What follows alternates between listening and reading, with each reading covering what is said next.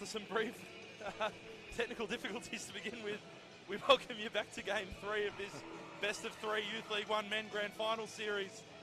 Jack Thornton here alongside me, James Gooley. Well, we spoke briefly off mic before about the key matchup for this one, the MVP, Jackson Dean against Vinnie Monahan. Dean, a 20-point, 10-rebound outing last night. In Game 3 today, how do you think Frankston can go about defending and keeping a tabs on this high-powered offense that Camberwell roll out? Yeah, I think they've got to show a zone again like they did in Game 1. I think they clearly slowed Camberwell down in the third quarter. Maybe they're changing it up with a man here and there, but I think we're going to see majority zone from Frankston tonight, particularly with Camberwell's ability with Jay McKenzie and Jack O'Dean to finish inside. I'm expecting some Frankston zone. They were pretty strong from the inside and the outside last night, the Dragons. They'll start with their regular lineup. They'll have Veach out there with Angus in the backcourt, a front court man by the MVP, Jackson Dean, his All-Star 5 teammate and the captain, the All-Star 5 teammate of Jay McKenzie and the captain of the side, and Ben Crow. Frankston will roll out there trying to clinch this and take a Youth League 1 sweep along with their women. They'll go out there with Cleary and Perry manning the backcourt. Monahan will be out there with Henry Pearce and Blake Jackson at the 5. It's a big game. It's 10 seconds to go. We're so glad you're here with us on the Basketball Victoria YouTube channel. Game 3 ready to go. James Gooley, so good to have you alongside me today. Yep, backing up Jared West, who's at the Knox NBL1 game today, so good luck to him. Bit of a substitution in the commentary box, which is always good to pivot and clear ourselves from. Bumper crowd in again, another sellout for the Dragons at home. Great to see the support coming out here on both sides.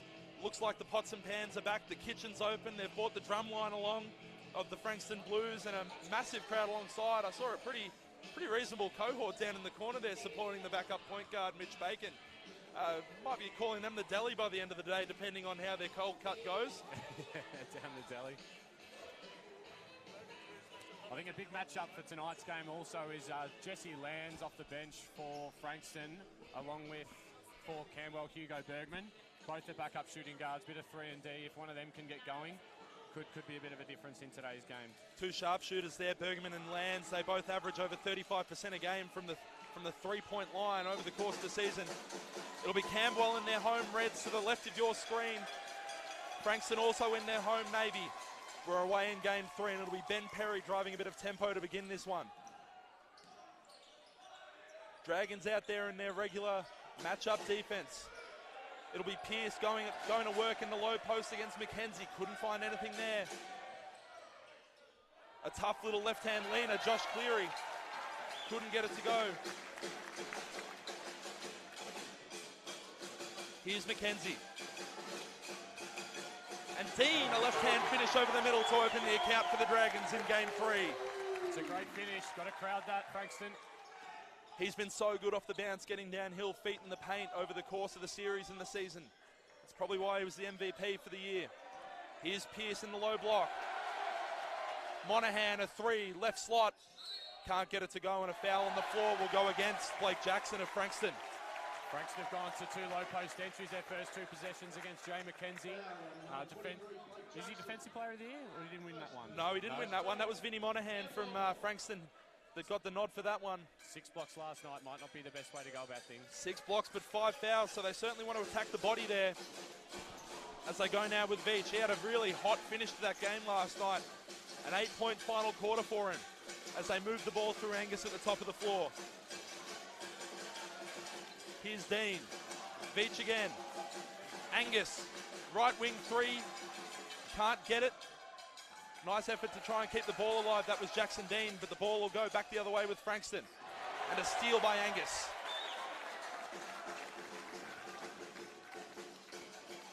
Veach attacking. Dean inside. Here's McKenzie. And he'll get called for a walk on that one. He moved those feet. Really well done by Frankston the last 2 possessions to crowd the paint. And they'll extend that pressure up the floor now, the Dragons. Couple of tidy inside looks there on their first 2 possessions. Here's Monahan, left wing. Inside-outside game, going to it again. Here's Pearce inside. That's Henry Pearce getting it to go on the left.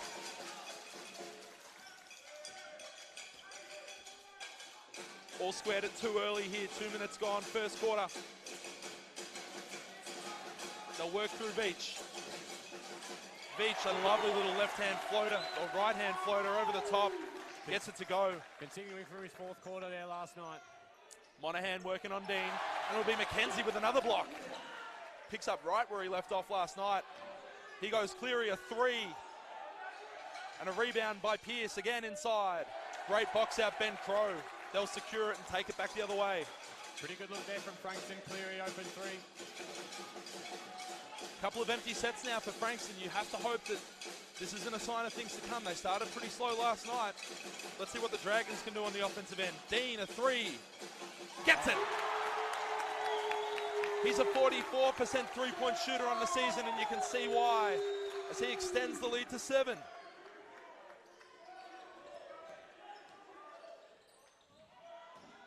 Oh, a nice little high-low action between the two bigs. That's Jackson getting the finish off the delicious dime from Henry Pierce. Ben extending the pressure here, Ben Perry.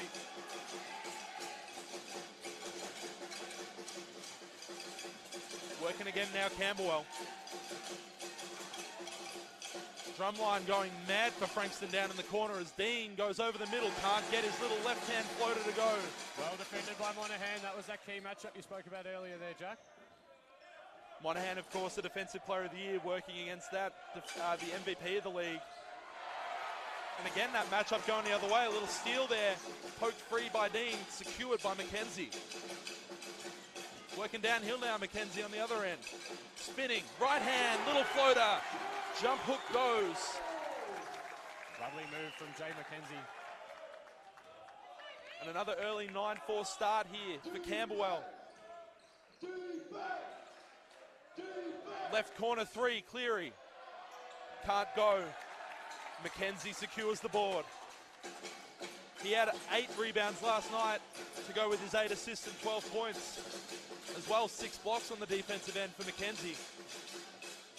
Real impact player, has been at senior level and the youth league level. Angus, step back, left corner, gets it. Frankston might need Cleary getting hot here. Hasn't shot the ball well this series. Tim Angus has been the hot hand for Campbell over the last couple of games. He averaged 23 over the start of the final series. Pierce now likes to feed it out there. And a nice finish by Ben Perry over the middle opens his account for the night. That's a really good finish by Ben. He was the only starter in double figures last night. Need to see him keep being aggressive. I believe he was the only Frankston player in double figures last night, not only starter. Dean working now, left hand, gets the foul call. He'll go to the line. The foul will go against Henry Pierce. That's his first of the night. Dean's going to be a very tough guard if he's going to continue to knock down the 3 ball. They'll make a change now. Frankston, they'll go to the bigger backcourt combo of Strauss and Perry, with Cleary checking out of the game. Cleary's still in. Cleary's still in. Monahan came out. Looked like he was heading towards the bench there, Cleary. They'll go a little smaller, try and extend a bit of pace to match Camberwell here. Dean, a 75% shooter from the line, makes his first. The pots and pans are back in action for game 3. The referee took it off the Frankston crowd for game 2, but well back in action here for game 3. Dean connects on his second, that's 13-6. As you mentioned, those pots and pans that were so integral to the atmosphere generated down at Frankston on Wells Road. Ooh, they'll wave that one off. Great look there for Perry. He's despondent, doesn't like that one. That'll be a sideline ball. Foul will go on Angus, his first. It's good to see Perry being aggressive. And we mentioned those pots and pans there for Frankston. Massive part of that atmosphere at home in game 1. You have to wonder, did that have a bit of an influence last night on their ability to play on both ends of the floor? Almost like a 6-man type effort. Tough place to play here in Camberwell at Baldwin High School. Here's Dean working left wing. Yeah, a little walk, drag the pivot foot. That won't count and it'll go back the other way. That's a change now for both sides. Lund will get his first look at the night for Frankston. He'll check in for Pierce. And Ben Crow will check out for Bergman on the Camberwell side of things.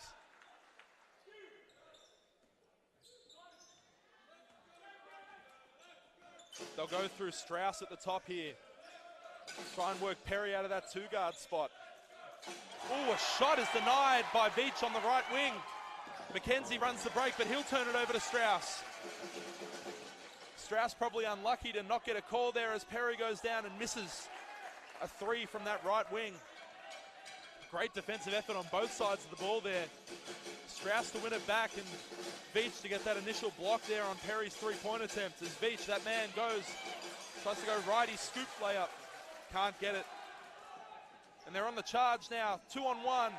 And a great contest by the MVP, Jackson Dean. Great contest at the rim there from Dean without fouling. Here's Veach in the left corner, working on Lund. Inside Dean, but there'll be a foul called on the play. That'll go against Darcy Strauss.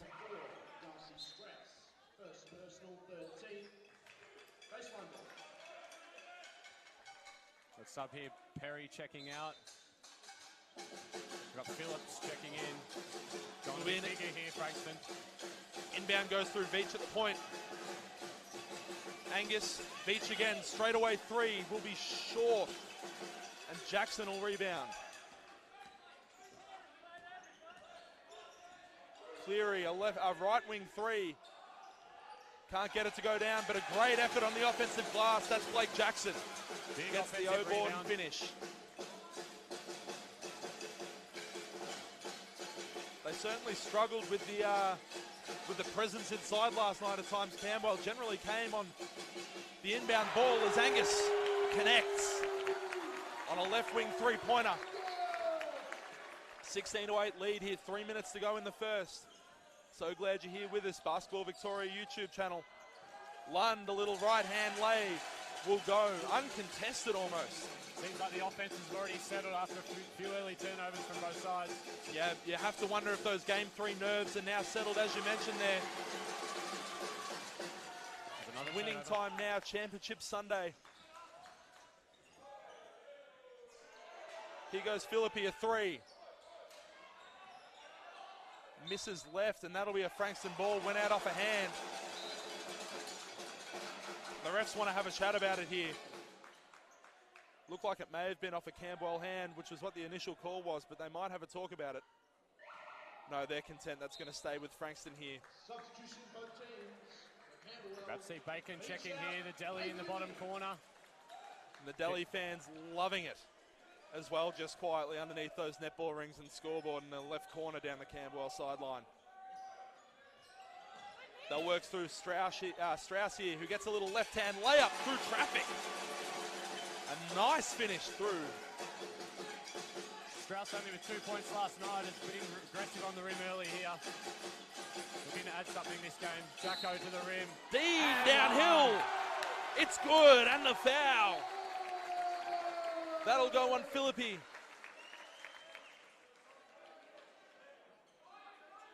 And Dean will head to the line, his second trip there tonight.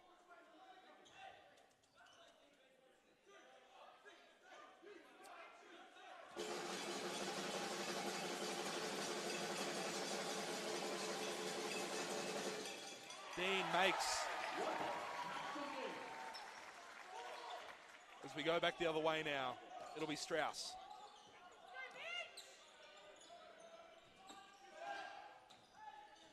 Inside feed, great feed, Strauss denied by Dean, but the referee said yes.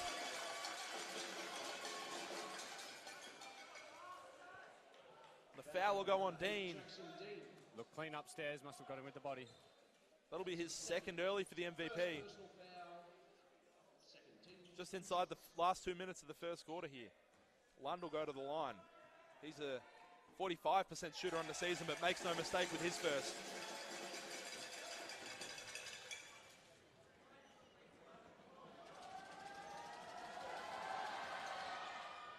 Can't get the second to go, but a little tip layup. That's a lame-o and tells Dean all about it for the mixed box out. Dean's playing with 2 fouls here.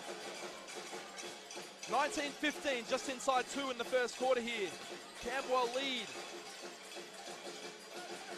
Bergman a 3. Oh yes, he got it.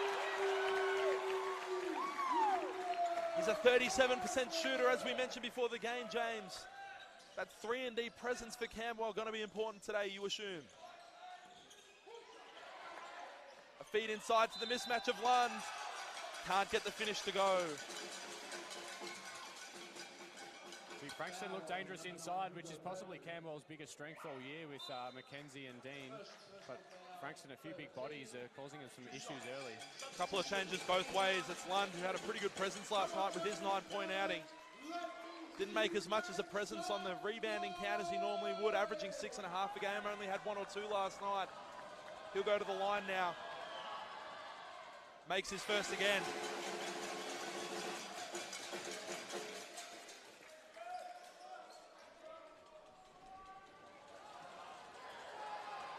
Couple of changes for both teams as Lund misses his second. Rebound goes Bergman's way. They'll slow down and run a bit of tempo here. Tennant just checked in. He's got the ball here on the left wing. Nice screen, Mackenzie. Angus will try and work off the dribble. Gets in the lane. Mackenzie, short corner jump shot. Can't get it to go. Rebound, Tennant. As Angus will go downstairs. But he'll get the offensive foul called. Strauss, a great defensive play to take that one down the numbers and turn the ball over. Strauss has given Frankston really good minutes here. Perry's getting a well-earned rest on the bench. And he's provided a great spark so far. And that is that man, Strauss. Pretty quiet on the stat sheet last night, but his addition on the defensive end was imperative in that Frankston charge that they made through the second half. They'll turn the ball over here though. Angus and Tennant working together. Here's Tennant inside, working on Strauss. Mackenzie. Ooh, lost the handle on it. And they'll say too long in the paint. And it'll turn over and go the way of Frankston. Frankston's doing an excellent job of stopping Camberwell's dribble penetration here. They're doing a brilliant job of packing the paint. It's not quite been that zone look that we've been accustomed to through game 1 and the first half of last night's appearance. But they're certainly managing to keep those big scorers that they have at Camberwell, those long athletic bigs that they've got off the basket. That'll be Wells working downhill, but he'll get denied, and that'll go, or that'll stay, I beg your pardon, with Frankston. A nice defensive effort there to keep that off the glass. Great recovery from Bergman. Inbound will be through Lund. He'll go baseline on Mackenzie and says no! Rebound secured, only 5 on the shot clock. I don't know, they know. Here's Wells. His long 3 is blocked, but the ref said yes. And Wells will go to the line for 3. Only 1 second on the shot clock, 5.2 on the game. And Wells will go to the line for 3. He could cut the lead to 3 with this one, which would be important. You have to feel in the context of the game. Wells makes no mistake on 1. Very big call with 1 second left on the clock there. You just have to wonder if that's the right shot to be contesting. With 1 on the shot, an off-balance triple.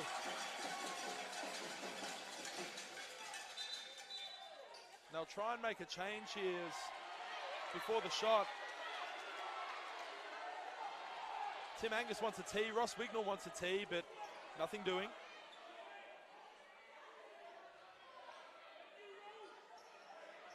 A heavy conversation between Coach Ross Wignall and the official over there on that left sideline.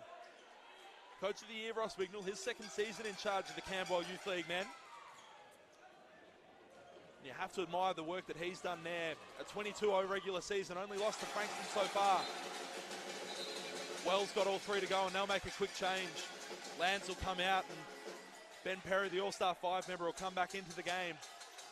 5.7 on the clock here, and Angus will work down the right wing. Long 3-pointer. No, it didn't even look like it. Time will expire, and that'll be the end of the first here at Baldwin High. Camberwell lead this one, 22-19. Momentum's with Frankston at the end of that first quarter there.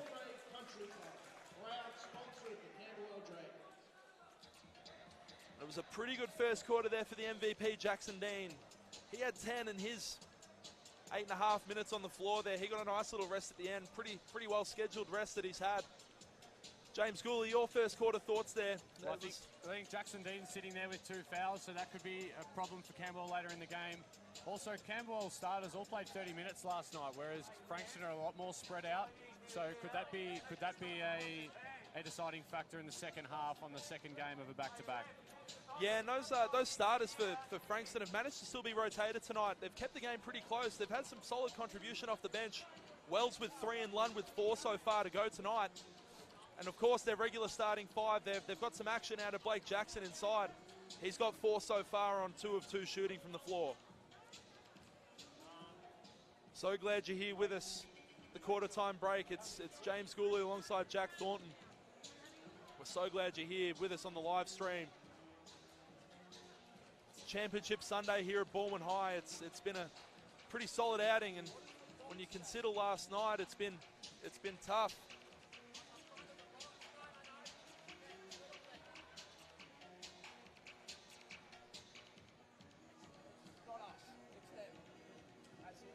No, we're apparently not rolling, but that's okay. We're not rolling. Apparently not. We'll see how we go, though. We'll keep talking like we are. The stream's definitely online. I'm sure of it. Yeah, no, we're on. We're definitely on. Sorry, a bit of a technical drama here in the den, as it's called.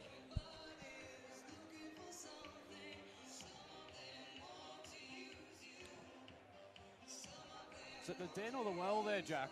No, I think it's the den. In the early days of the Camberwell, we definitely used to call it the well. Well, the locals have started referring to it as the den in the last 6 months. A pretty recent addition to the vernacular for the locals here at Camberwell. Us old fellas need to get up with the times, don't we?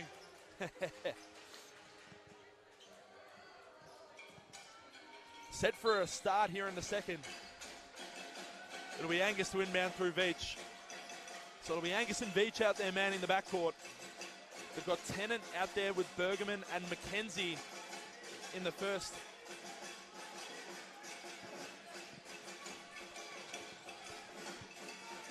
Tennant working inside, and he'll get it. Nice little finish inside, extends that Camberwell lead to 5. As we work back the other way, it's Strauss. Strauss is out there. He's got Ben Perry for company in the backcourt. They've got Pierce, Monahan, and Tim Wells as their 5 on the floor at the moment for Frankston. A bit of a reach-in foul will go against the Golden Hands winner. That's Sam Veach. That's his first on the night.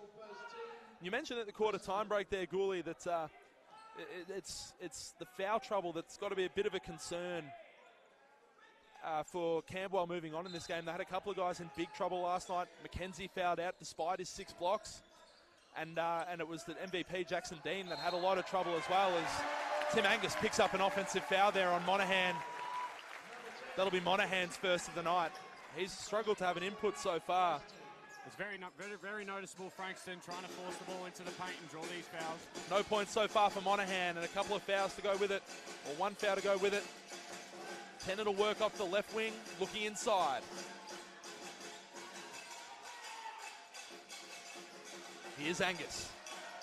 Works through Veach. Low shot clock situation again. We saw a few of them last night. Angus a 3. Can't get it to go, and it'll be a rebound through Bergerman. Gets a fresh 14 for the Dragons. Tip ball here by Wells. And a tough pass off the back foot. 6 seconds, low clock again. Veach across the middle. Up and under. Pass through to Tennant. Got blocked on the floor. They'll get it up. And it'll fall the way of Frankston through Pierce. The paint again from Frankston. Great defensive effort there. That was Tennant reaching in from the back, managing not to commit a foul. Frankston will keep it. 18 on their shot clock here as they get the baseline inbound. Now, Camberwell really struggled with defending this baseline last night. They did. Cleary coming over the top last night created a bit of a decoy for runners at the rim. Frankston working now through Wells on that wing, driving on Angus. Inside, Pierce. Great way to contest that without fouling McKenzie. And again, and a foul on the floor will go against Ben Perry. Big rebound from Hugo Bergerman. He's given great minutes tonight as well. And Perry finding himself to be a bit of a nuisance in there as he hits the ball away. And a tee will go on. Ben Perry and the home fans love it. Boy, you have to feel he's a bit stiff there. Tried to handball the ball back to the umpire and just bounced over his head. Perry wants to have a chat about it, but nothing doing. Berg just looking on the sideline at the bench.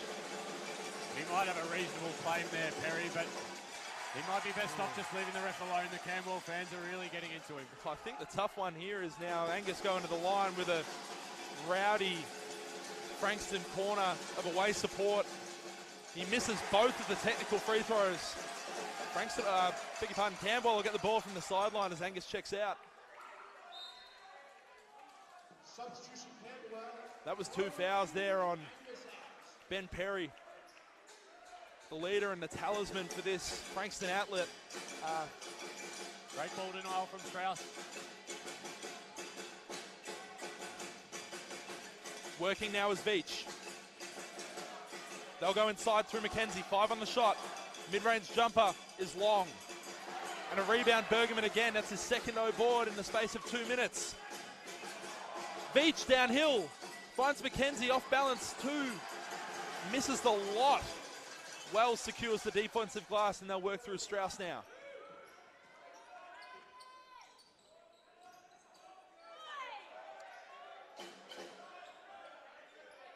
Perry remains out there with Monahan. Now Pierce at the top through Wells. Wells a contested 3. Won't get it to go and Monahan couldn't collect. Tough shot. This game's really picked up off the ball. Quite physical. The refs are letting it play. I think it's good to see the refs letting them play a bit. Quite a physical one. It's not a similar game style to what we saw in that last quarter last night, James. Very tough one to go with that full court pressure that you occasionally see from Frankston. They'll get up the floor here with Perry defending Beach. And it'll be a blocking foul. It appears to be on Perry. That'll be his 3rd, I think. No, just his 2nd. Perry still proving himself to be quite a pest. We'll double check that foul count for you. It might have been his 3rd. It may have been his 2nd. We're not 100%. Wait for those live stats to update. Well, Perry seems to be complaining about the state of how McKenzie went down there, saying he's 6'8". Certainly charged in at pace. Perry might have him covered on the kilogram front, though. Yes, he's probably about 20 kilos dripping wet, old Jay McKenzie. Certainly can bounce himself out of the gym, but Perry managed to charge through and unfortunately pick that one up. For that one, Beach, uncontested triple. You betcha. Beach got his confidence back with that jump shot in the 4th quarter last night. Beach proving himself to be a handful now for this Frankston defensive unit. Lovely backdoor. Nice finish, Perry. Little right-handed finish over the front of the ring on that left-hand side. McKenzie will work one-on-one with Monahan. A feed inside. It's Crow. Gets it to go. Tough finish from Crow. 2 great backdoors. Tough through contact. And an offensive foul will go against, that'll go against Henry Pierce on the moving pick, and that'll be his 3rd personal. 6.5 left here in the 2nd quarter of action. Just as I spoke about the game picking up off the ball, the refs have really picked up on it. Well, they've had to sharpen up. I think they've definitely been in the ears of the Frankston. The Frankston players have been in the ears of the officials. And Campbell in the bonus before halfway through the 2nd. They'll have to start looking downhill and get on the basket a bit. Backdoor cut by Veach. Oh, that's a sublime pass by McKenzie. Great finish, Veach, and McKenzie with his active long limbs gets a piece of that one. Duncanberg wants a chat. We'll take time out here. 6:12 to go in the 2nd. A 10-point Camberwell lead, 31-21 here at Baldwin High School. Big momentum for Camberwell here with Frankston already in the bonus. We could have a bit of a buffer at halftime. Well, it's a tough one. They certainly managed to close in that quarter time deficit they had last night, the Blues.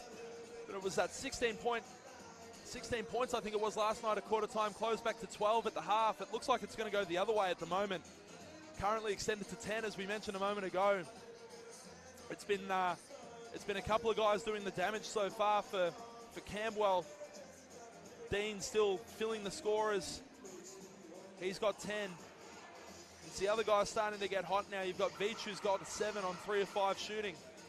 Made a couple of threes now. That's really proving trouble for that Frankston defense.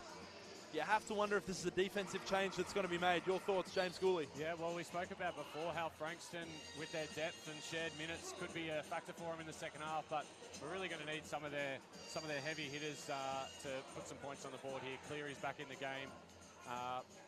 Perry's back to the bench. We're going to need some scoring power. Sorry, Perry's still Perry stayed in the game. It looks like they'll go with Cleary, Perry, and Strauss, a three-pronged backcourt attack with the two bigs in Jackson and Lund. And Monahan back to the bench. He's only played 7 minutes tonight. Yeah, you have to wonder. He came in under a bit of an injury cloud last night. He had a bit of a finger problem in the second quarter, I believe it was. So you have to wonder if that's giving him a bit of grief. He's taking a bit of attention from the team manager over on the sidelines. Perry goes to the basket, and he'll pick up a foul on McKenzie. Did a great job of drawing contact there, Perry, as he went to the basket. Pretty tough one if you're Jay McKenzie. Wignall doesn't tend to like that one on the sideline. But Perry did a great job of drawing that contact, and he'll go to the line for 2. Yeah, great use of Perry to ignore the on-ball screen there. Camberwell can't let that go baseline. Perry misses his first to the delight of the home fans. I think Perry's he's a crowd favourite for the Camberwell Dragons here. Normally a 69% shooter from the line. Really nice from the line as he makes his 2. Here we go, extended pressure from Strauss, who's given good minutes. Providing plenty of action for them off the bench is that man Strauss. They go inside through McKenzie, working on Lund. Spin baseline, left hand, finger roll, gets it. That's a tough move, Jay McKenzie. He's been strong tonight on both ends of the floor so far, McKenzie. Had a really positive outing last night for the Dragons. They'll go inside. Oh, great rebound, Denver Lund on Jackson short. And he'll put it back for 2. Denver Lund's look troublesome inside for the Blues. Oh, and Strauss went straight through the middle of Bergman, and he'll get assessed with his second personal. Darcy Strauss. Bergman goes straight to the line here, I think. He'd have to be a high free throw shooter. You've got the numbers there, Jack. Yeah, Bergman 69% on the year. Tends to be one of the better shooters on that Camberwell roster. Won't get his first to go, though. The pots and pans, that's the old commentator's curse. Pots and pans and the drums in that corner.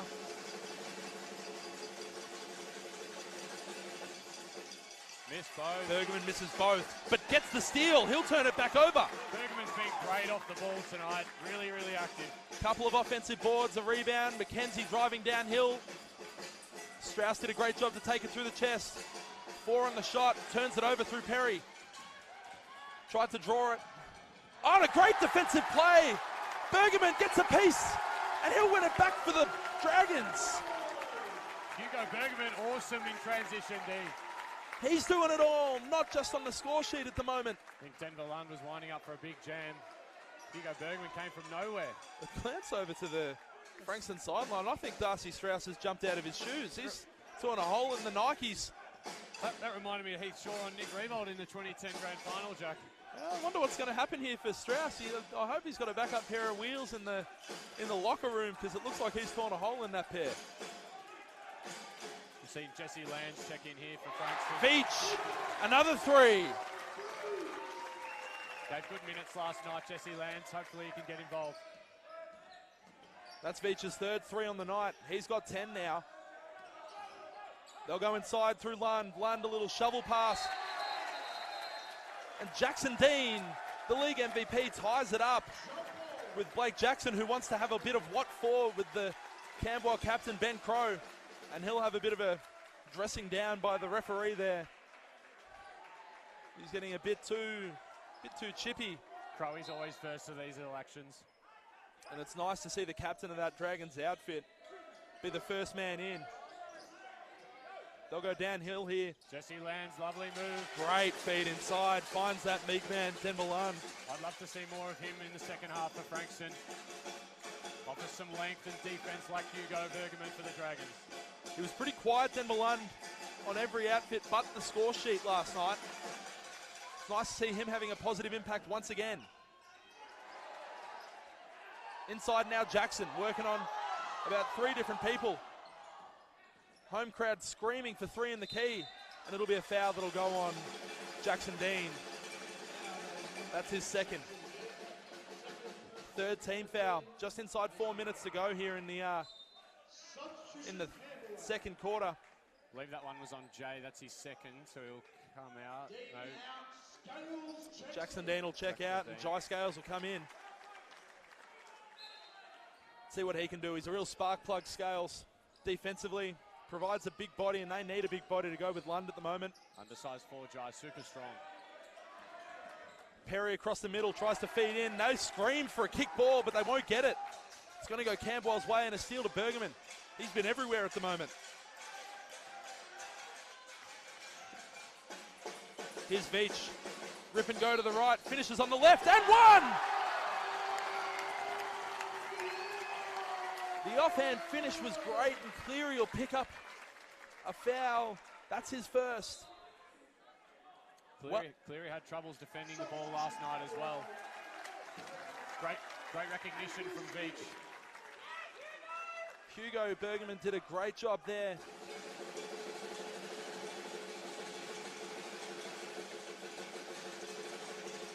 Veach can't get it from the line, and it'll go offhands, and it'll go Frankston's way. Cleary loves it. He seemed to think that might have gone the other way. An extended pressure now from Camberwell up the floor. They'll handle it through Cleary. They'll push Perry to that 2-guard spot. The 3 from the left corner is short from Lands, but Jackson will secure the rebound as he goes downhill to the basket, tries to go upstairs and gets it on Scales. McKenzie great with decoy cut there from Cleary. Campbell worried about him getting hot. Just over 3 minutes to go here in the first half. So glad you're here with us. Veach has an eternity at the top. Makes his decision, goes through Angus. Left wing triple. Rebound will go Perry's way. Tough shot. Interesting going with Jackson handling the ball now. They'll switch at the top and they'll get Scales onto him. McKenzie now doing the job defensively. Ball off hands though. It'll be Crow that batted that one out of bounds, and it'll stay Frankston's way. And a timeout will be called by Coach Ross Wignall of the Dragons. He wants to talk things over. It's a 9-point ball game, 37-28 here, 2:45 to go in the first half. Camberwell the lead. It's been a really tough, contested game so far. Who do you think that plays into the hands of James Gooley? Well, it would usually play in the hands of Camberwell, being one of the biggest sides in Youth League One. But Frankston's big bodies that they've brought to these final series, I think it plays in the hands of Frankston. Campbell, it looked like they're gonna take this game away, but Frankston keep bouncing back. They keep finishing at the rim.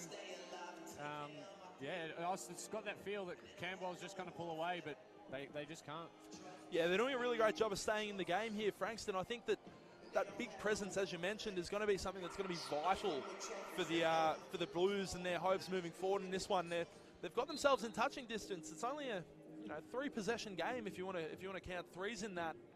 You have to think that with the sharpshooters that they have in Cleary, Perry, Lance, Philippi can get going, and so can Wells. They've got all these guys that can shoot the rock across the board. You have to think that that's not too arduous a task to get back in with a 9-point deficit at the moment. Yeah, and as you spoke about at the start of the game, we've got McKenzie and Dean on 2 fouls. So if one of them get into foul trouble, there could be trouble. Matt Power dislocated his shoulder early in the season. He's out of this one. So if you could spot Campbell's weakness, it might be depth at the forward spot. So yeah, they are a very long outfit, and it looks like they've gone to almost looks like they've gone to a 1-3-1 zone showing here as they go inside through Lund. And a great defensive play, Sam Veach. McKenzie tried to contest, but he'll go over the top, and Lund will get the bucket and the foul. He'll go to the line for 3 the old-fashioned way. Sorry, that's Jay's second there. I thought that was his third. McKenzie picks up his second, as you mentioned. Lund will go to the line for the third of his three-point play. Lund's been a great presence for the Blues tonight. Gets it to go. He's loving these friendly Baldwin High School rims. They'll enter through Veach here. There we go. Strauss is back in with a new set of shoes here. Oh, he's gone the blue wheels. He's gone to a blue pair of Nikes now instead of the white ones. So obviously had a bit of help from the locker room or a teammate perhaps. Here's Veach, left wing. Boy, they could certainly use that help from Strauss in there. Scales inside, one bounce, baseline. Gets it to go! And the foul! Boy, he was in there for a long time, and Coach Duncan Berg is ropeable about it on the sideline. Turning beetroot red. They eventually found him, great deep seal. And that'll be the third as well, importantly, to be assessed on. Blake Jackson. I think it was on Jackson, yeah. No chance of that one going down there for Scales. Misses right. And they'll secure it and go back the other way. Here's the man with the new wheels. That's Strauss. As they play through Jackson at the point. And they'll hand off through Cleary. Goes inside Jackson. Lands outside, a three. Oh, got them all. That's a three. Low clock. Cuts the lead to 5 now. Really like what Lance brings to the Blues. Straight length. Seems to be a good standstill shooter. You've mentioned him a couple of times tonight. He brings a great presence off the bench for that Blues outfit. They'll go through Crow. He's got a three, but can't make it. And they'll fight for the board, and it'll be a foul call. 50 call here. I'm not sure who this is going to go against. It'll go against Tim Angus, and it'll be a Frankston ball. And I think they'll walk the length for 2 shots now. That'll be the Blues and the Dragons, both in the bonus, with 1:36 left in the quarter. And it'll be Lands. That's your man. It is my man. I thought he was stiff not to play more minutes last night. I think he brings great defense, some length, and he can obviously shoot the ball. Makes his first. That's a 61% shooter from the line is Lands. 36% from 3 to back up what you were saying earlier about his three-point presence. Makes both.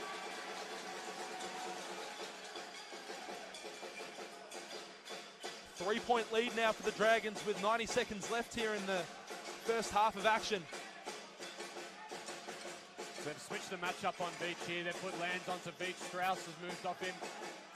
I think that additional length will be good for the Blues as they go downhill with Angus into a crowd. Won't get it. Scales, offensive rebound, up against 2 and gets it on the right-hand side. Scales got away with a big push in the back there.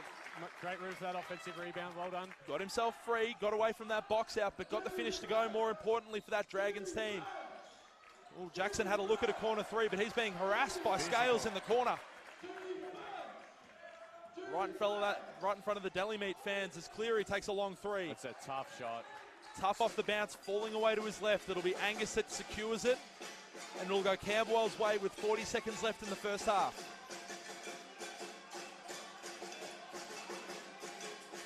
Here's McKenzie working through Veach. The man with the hot hand at the moment. Works downhill and a travel. 3-second call. Got him with it too long in the key this time. I think it might have been Jai Scales, not Ben Crow. As the other Ben Perry, checks into the game now in a timeout. I beg your pardon, which will go to Frankston. Super run from the Blues there. Once again, we said it in the last time out that it felt like Camberwell had the game by the scruff of the neck, but they just keep hitting shots. And 31 seconds to go here in the half now, James. What do you think the message from Duncan Berg will be, and conversely, what do you think the message from Ross Wignall will be? Well, Duncan Berg's just got to keep attacking Camberwell here.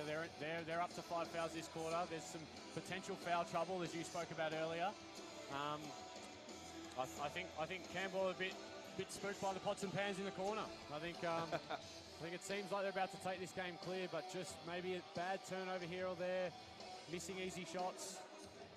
Haven't taken their opportunity. There's no question it's made a bit of an impact tonight, the pots and pans. The 12-point deficit that they enjoyed that they had at half-time last night with no pots and pans versus tonight. It's a 3-point game with 30 seconds left in this first half. Be interesting to see what they come out, what sort of shape do Camberwell show them, what sort of action do Frankston go to here? Do they go to their stars in Cleary and Perry? Their all-star 5 member in Perry, that is. They've kept Monahan out of the game a long time, and he'll stay out here. They've got Lund, who's scored well so far tonight. This seems their best 5 here, Frankston, with Lund and Jackson causing troubles inside. Ben Perry at the point. Here we go now. The clock will tick down. They'll go handoff action here with Cleary. And they'll work through Jackson. Inside now, Lund. Lund over McKenzie, gets it, and it's a 1-point ball game. 3-point ball game. There's been an adjustment on that score sheet that I missed. 8 on the clock as Veach pulls it out. He wants ball screen with McKenzie. Inside Veach. Off balance. He'll get called for a travel. Interesting interpretation there. It looked like it was pretty good from my perspective. And they'll go long inbound. It'll be Perry with 2. Perry with 1. Inside. Jackson gets fouled. That's very poor from Camberwell there. You can't let that over the back. They're so up on Perry and Cleary there in the backcourt. There's nothing wrong with a full-length shot. Scales gets called for his second as well there too, right as time expired. So he'll take these 2 with no pressure from rebounders. And it'll be Jackson going to the line now. Really sloppy from the Dragons. He'll miss the first.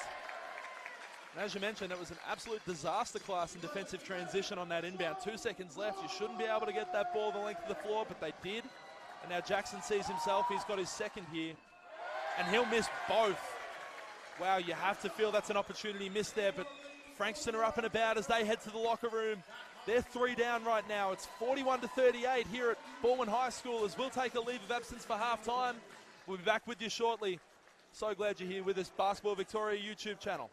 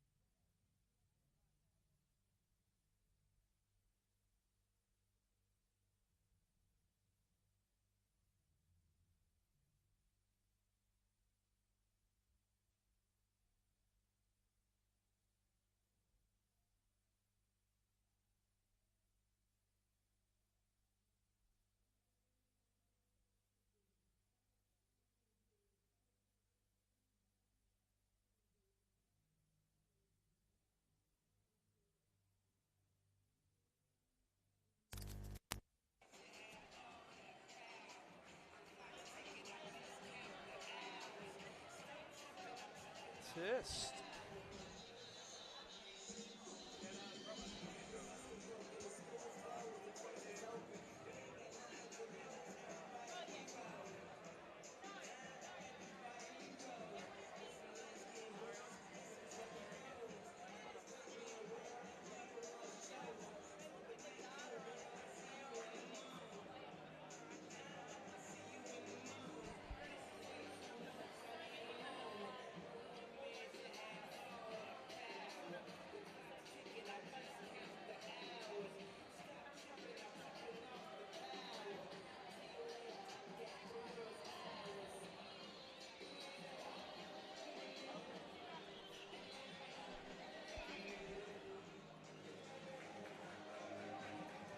All right, we're back here at Baldwin High School.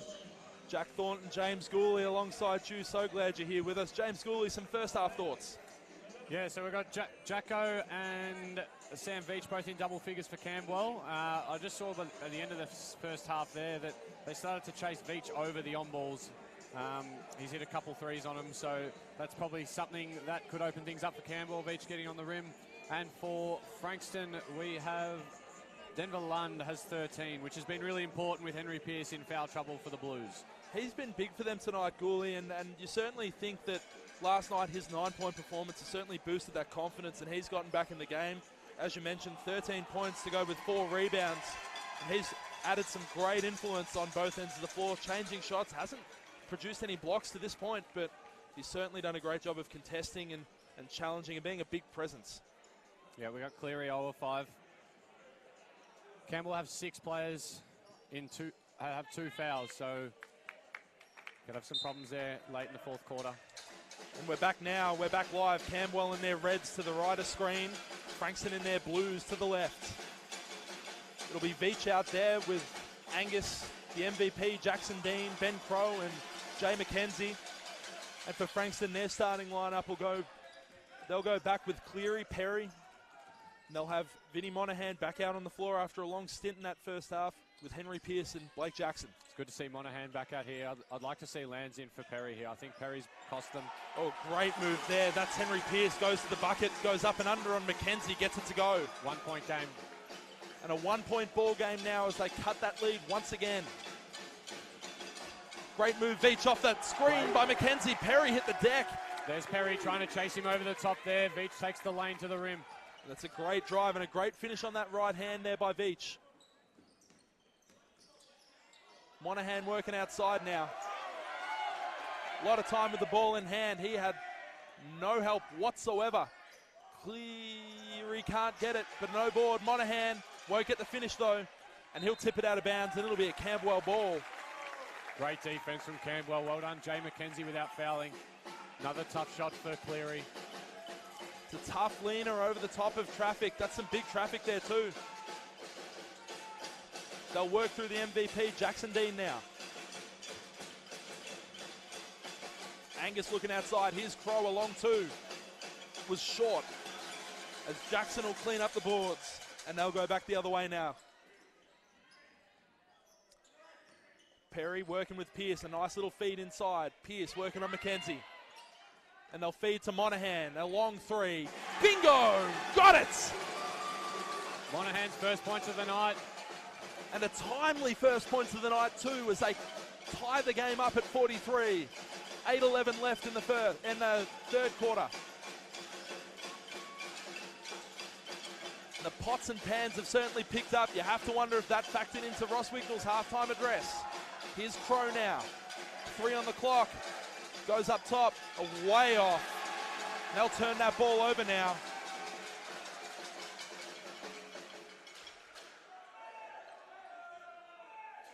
Camberwell extending the pressure here. That's a tough set for Camberwell to start off with, to get a full set with. Refs have let it go for the first 2 minutes here. It's been quite physical all night, as you picked up on in that first half there, Gooley. They'll work now across the top. Here's Perry. He's got Veach for company, and now they'll go through Pearce again with McKenzie inside. Up and under, left hand, gets it, and they lead. First lead of the night for Frankston. Pearce is getting involved after having 3 fouls in the first half. Fresh legs, only played 8 minutes. Taking it to Jay McKenzie, tough move. They have to go at that. They've got the bigger bodies with their big men. And McKenzie, obviously a very slight 4-5 player. They'll go inside at Steen and stripped by Perry, but he had a foot out of bounds, 4 on the shot clock. Great help defense from Perry. Cleary's done well to front that entry. Camberwell look a little bit rattled here to start the half. It'll be Angus to inbound on the baseline with 4. They'll go McKenzie. Right elbow jump shot. Will miss. And it'll be a foul on... Ooh, the referee initially pointed saying it was a Camberwell foul, but it'll actually go Frankston's way. That foul will go on Jackson. And it'll be a Camberwell ball with a fresh 14 from the baseline. Second foul for Jackson. I think the Blues will live with that shot, the 2-point jumper from Jay McKenzie. He's looked pretty good from the mid-range this series so far in games 1 and 2. As Jackson Dean goes inside, misses the first, but cleans up his own miss and finishes as they tie it back up at 45. Just under 7 minutes left here, third quarter.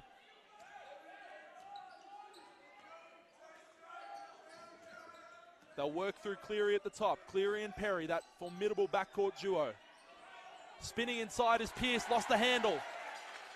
And he'll throw it away, but it hit the side of the backboard, but the ref didn't want to call it initially. She picked it up. I think that's generally the trail ref's call, isn't it? I would have thought so, but he missed that one, and that's okay. Correct call, mate. And the referees have done a great job over the course of the series as well. Without them, the games wouldn't be on, so glad they're here. As Dean goes downhill, here's Veach. Lovely nice little move, crossover. Veach. It goes inside Dean, but there'll be a foul called on the play. And that'll go against Perry.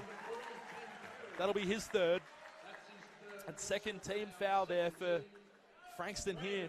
Early stages here, third quarter. You almost feel like whichever team can get the ball to the front of the rim the easiest might be the winner of this game. A lot of pressure on the rim. They'll work in the corner here now. Angus draws 2. They'll skip through Veach. Veach penetrating through the elbows. As they go Crow, left wing 3. You got it!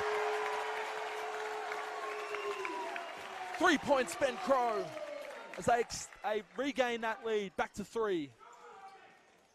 Inside Monahan, a lot of contact McKenzie, but Pierce cleans it up, gets it to go. Lovely bit dribble penetration from Cleary. They're chasing him over the on-balls. Like to see more of that from him. They're going to need a little bit of help on the bottom there. It seems like Monahan's going to start going here in the third, and a lot of contact on that man I just mentioned, Monahan. Veach draws the foul, and Monahan will collect his second of the night. That's the third team foul, and we've mentioned over the course of the night, James, that it's been very tough it is very tough, I beg your pardon, when you've got foul trouble as a team, and not only from a player perspective, but from a team perspective. If you've got the team in the bonus early, it obviously changes the way you have to defend over the course of the game. Here's Dean inside. McKenzie driving baseline. Goes up on the left, but he'll draw a foul. Great aggression from McKenzie. Didn't settle for the jump shot, tried to get the ball to the rim. That's a third on Monahan now, and fourth team foul. It's almost like they're listening to us out there on the floor at the moment, talking about that foul situation. The drums are going mad in the corner for McKenzie. Misses the first. He's only a 67% shooter from the line. Doesn't get there a whole lot at this level.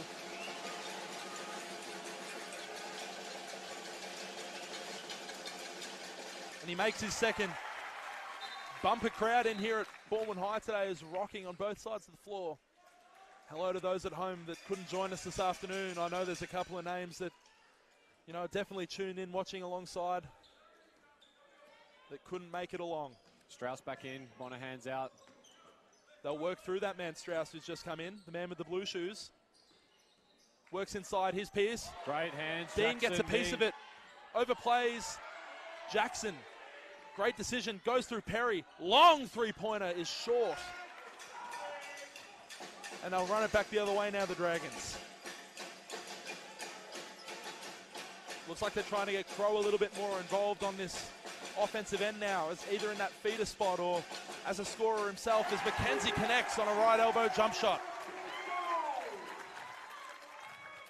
Great offense from Camberwell there, setting good screens, which opened Jay up for that jump shot. They'll work through Perry now. And they go baseline. Here's Perry through traffic. Ooh, he got that shot up just in the nick of time. That foul will go on Beach. That's his second personal. First team foul for the Dragons in this third. And Perry will go to the line. He's a seasoned 69% shooter. We mentioned how nice he is when he gets inside and gets to the line. Yeah, I think that's the third time he's ignored the on ball to get into the paint and draw a foul. So, Ken, we've got to make sure that they don't give him baseline on those side on balls. He's good on the first. He was a 1 of 2 from the line in the first half. Extends that to 2 of 3 now. Make that 3 of 4. Gets it to go. And they make a change now. The man that was hot in the first half, that's Denver Lund. He'll come into the game. Give Henry Pierce a seat, who's had a great contribution so far in this second half. Strauss with that extended pressure up the floor forces Beach to be catching on the back foot there. Inside through McKenzie. A lot of body contact, but pretty floppy. Misses that one, and then it'll be the Blues going back the other way with Perry. Offhand, but he'll get the call, and there's a lot of contact on it.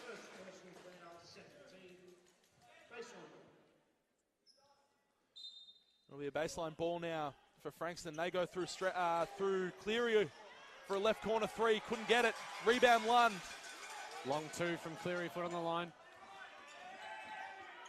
Here's Strauss downhill. Oh, Perry. Great move to keep that ball alive. Little left-hand scoop over the front. Couldn't get it. Denied by McKenzie. And he'll get the piece of it too. Oh no, he lost the handle. Angus keeps it alive though. Crow, straight away 3. Bang!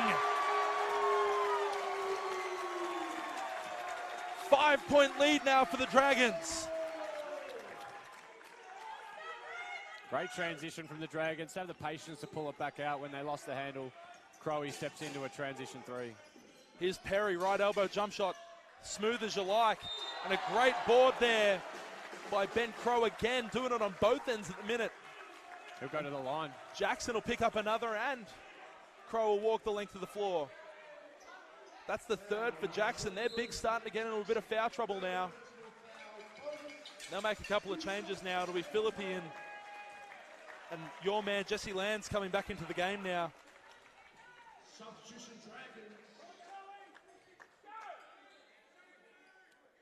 Ben Perry's taking a seat. Perry will be joined on the bench there by Jackson, that man that just picked up his third personal. Crow will be at the line here, looking to extend this 5-point lead. He's a 68% shooter on the year and makes no mistake on his first. Didn't manage to get himself to the line in the first half.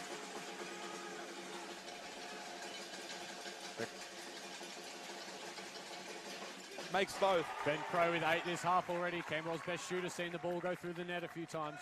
Yeah, it's certainly worrying signs if you're Frankston and Duncan Berg.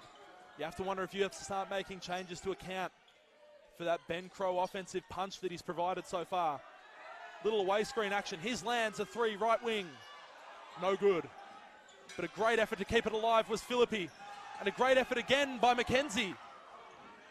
Crow couldn't get it to go, and he goes clattering into the padding down on that far end of the court. Great hustle from both sides. Frankston end up with it. Certainly shows how much both teams want this. This is Championship Sunday. Game 3 of this best of 3 series of the Youth League 1 Men's Grand Final. Camberwell currently enjoying a 7-point lead here with 3 minutes to go in the third. Here's Lund going baseline on McKenzie. Bodies up, can't get the first to go. The ball will be tipped. And Bergerman, who's just come back into the game, forces a tied ball. He'll stay with Frankston with 14 on the clock. Bergman, who's best known for his shooting, has been excellent for the Dragons off the ball, on the boards and defensively. Providing a real 3-and-D scenario. They'll work off the middle with Cleary. Cleary outside Philippi, a long 3. Misses right. And a rebound, Bergman again. He's been doing it really strongly for the Dragons tonight on the defensive end. Providing great presence with great hands. Here goes McKenzie working on Lund. Goes inside, here's Veach. Went down an avenue, but nothing was doing. 5 on the clock. Here's Dean, the MVP. Goes McKenzie, corner. Contested 3. Won't get it to go. And a great effort there to try and keep that ball alive by Cleary. But he'll step on the line and that ball will go out of bounds. There's Hugo again, offering great hustle. Great effort both sides there. Dean inside, left hand finish over the front, can't get it. And he gets denied by Lund on the second. Jay's down on the floor as McKenzie holding an ankle. Would be a big loss for this Dragons outfit. McKenzie and Dean both wanted that same rebound. May seem he might have come down on a foot there. McKenzie's up and about, walking around. Bit of a grimace on his face. That didn't look too good, but he's popped up fine. Bit of show there from McKenzie. A bit of me time for the men. It's affectionately referred to as the franchise. Saw a couple of franchise t-shirts. Oh dear, the lights have gone out. The lights have gone out. Crowe shot the lights out. Well, we'll take a break. I mean, we'll say, oh no, the lights are back on. That was the world's quickest break. It'll be a Frankston ball in the front court. Someone lent on a light switch down in that corner there. I think that's a couple of the Frankston senior players down there in that corner that have lent on the lights. It might have been one of those wooden spoons or pots that have just ended up on the light switch. The kitchen's back open. They'll get a full clock here as well, by the looks of it. Nope, they're going to keep it at 16. They'll inbound through Strauss. Here's Lund. Lund working McKenzie. McKenzie looks a little bit ginger on that right ankle. A long rebound will go to Veach. Oh, and they'll keep it alive through Phillip. A 3. There we go, got open is there. Good. Likes it too, Cleary. Cuts it to 3. Great screen from Strauss. Cleary's finally got a good look off and cuts it to 4, I beg your pardon. Straight down. A minute and a half to go here in this third period of action. Crowe working, goes inside to Dean. Straight through the chest, and that had to be an offensive foul. Great pre-rotation from Lund. Lund's been super for the Blues, and that's Jackson Dean's 3rd personal. So that's 3 for Dean, and they'll make a change. Camberwell here. They'll bring Tim Angus back into play. Bit of a spark plug defensively. You'd think he'll go straight to Josh Cleary. They don't want him to get off the chain like he did last night. He made 3 in last night's game. 32% on the season. They'll work through Phillip. Here goes your man. That's Jesse Lands inside. Finds Lund. Denied. Great work from Hugo Bergman with the block. He got mobbed in there. Here's Crowe. Left wing a triple. Oh, looks into another 3. Oh, the steal. Tim Angus. And they'll pull it out and get a bit of poise here. They had a full 24 there. Not sure that reset was quite right. And they'll get a call and they'll put it on. That will go against Jesse Lands, I think. Great steal from Tim Angus, and then the patience to find the mismatch there with Jackson Dean on the smaller Lands. And in the bonus, so Jackson Dean will go to the line. That is indeed on Lands. That's his first personal. Jay McKenzie will take a seat. You wonder if he's still a bit ginger on that right ankle. Timothy Wells into the Blues, Lands out. Tim Wells had a great performance last night. Provided plenty off the bench. As Dean goes to the line, he makes another.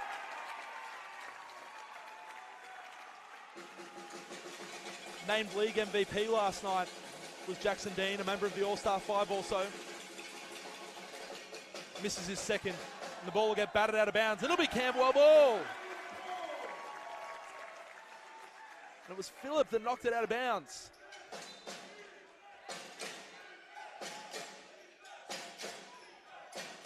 Now inbound, that'll be Ben Crowe working through Angus. Right corner, they've switched to Bit of a 2-3 zone action here. Defensively, great offensive rebound. Jackson Dean on Angus's miss. 38 seconds left. Another mismatch inside with Dean. A three, Bergman. You bet! 8-point Camberwell lead. Hugo's been outstanding for the Dragons this evening. Couple of big moments on both ends, and that's an offensive foul. Tim Angus loves it. That'll go against Phillip for the moving pick. And this is something that Frankston had to be so wary of, was these runs. We talked about it last night, was these runs that get Camberwell back into the game. It was a tied game not 4 minutes ago. It's currently an 8-point lead to Camberwell. Angus wants their head tap action. They'll work through Tennant. 5 on the game clock. As time expires, won't get it. Angus won't get it to go, and time expired anyway, wouldn't have counted. And Camberwell fight themselves back to extend a lead that was 3 points, that was cut to none halfway through the third. They'll extend that lead out to 8. It's 60-52 here, three-quarter time at Bournemouth High School. James Schooley, they often refer to the third quarter as the championship quarter. Your thoughts, please. Three-quarter time now with the Dragons up 8. I think that's exactly it. Frankston looked to have all the momentum early in the third quarter and looked like they were going to run away with it. But the Dragons, as you said, championship quarter, that must have been a 13-2 run, being down 5 points, I think they were. So big run from the Dragons. Yes, just a check of the stats there. Veach has extended himself out to 13 so far through 3. Jackson Dean also with 13, both leading the way for Camberwell. Pearce or Lund, I beg your pardon, with 13 off the bench. You have to think they start leaning on him a little bit more as they go into this last quarter. 8 points left. It's win or go home. Championship Sunday here, Bournemouth High School. Jack Thornton alongside me, James Gooley. Final quarter of action for the season coming up. We do hope you stay with us. James, tell us a bit about the stats leaders there for both sides. Stats leaders, as you spoke about earlier, Veach 13, Jackson Dean 13. It's pretty well spread for the Dragons. My personal one, I think Hugo's been Camberwell's most important player for this game so far. Just looking at the stat sheet here, not everything he does appears here, but 5 rebounds, 2 steals, 2 block shots. He's been great off the ball for the Dragons and rewarded himself with a couple of threes too. For the Dragons, Denver Lund still 13. He didn't. I think he only played 3 minutes that quarter. I think they've gone back to Pearce, who's out of foul trouble now. But I think they're going to have to go back through someone like Lund to put some pressure at the rim. And Lund, you have to bear in mind as well, so whilst he's doing a great job offensively, he's managing to gobble up a lot of boards. He's got 4 boards so far. He's also drawn 5 fouls. So you have to think that his presence on the floor is going to make Camberwell have to defend taller, have to defend stronger. And as we speak, he's come into the game now to start this final quarter. Frankston will be to the right of your dial. Ben Perry still on the bench with 3 fouls. He's probably sat the last 6 minutes, I think. It'll be Camberwell, I beg your pardon, to the right of the dial. Angus will start out there. He's with Tennant. Bergman's out there as well with Crow and McKenzie. As Tennant works lefty over the top, can't get it. For the Blues, you've got Cleary's out there with Strauss.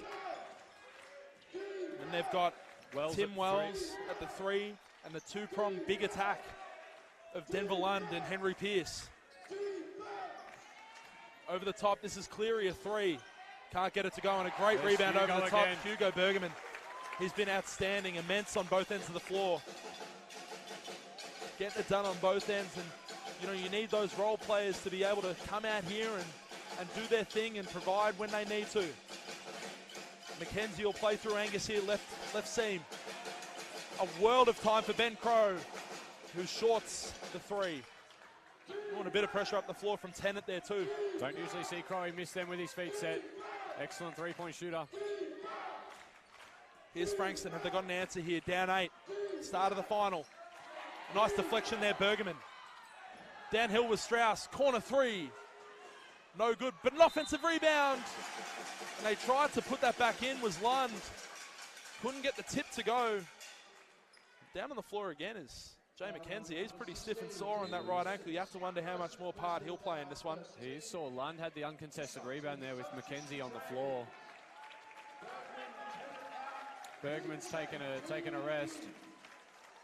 I'd really like to see Bergman play some minutes in this fourth quarter. Well, they've gone back to their normal starting outfit now, Camberwell. McKenzie's almost in tears in pain down on that rebounding position, shaking it out.